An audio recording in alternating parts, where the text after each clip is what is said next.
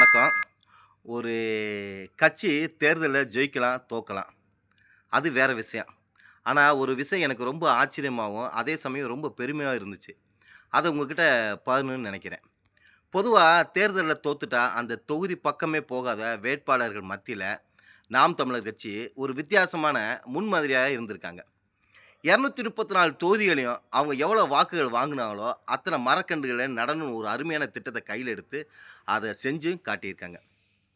பாருங்களேன், ஒரு பக்கம் தோல்வியா இருந்தாலும், அத பத்தி கவலைப்படாம, இந்த மண்ணுக்காகவும், இயற்கைக்காகவும் இவங்க செஞ்ச இந்த செயல் நிஜமாவே பாராட்டுக்குரியது. நம்ம ஊர்ல நெறைய பேரு கன்டென்ட் கிரியேட்டர் இருக்காங்க. மத்தவங்கள கிண்டல் பண்றது, அவதூறு பரப்புறதுன்னு எவ்வளோ விஷயங்கள் போடுறாங்க. ஆனா, இது மாரி ஒரு கட்சி பண்ற நல்ல விஷயங்கள ஏன் யாருமே பெருசா பேசுறதில்ல? மக்களுக்கு நல்ல விஷயங்கள் போய் சேர்ந்துரும்ங்கிற பயமா? இல்ல வேற ஏதாவது காரணமாங்கிறது எனக்கு தெரியல.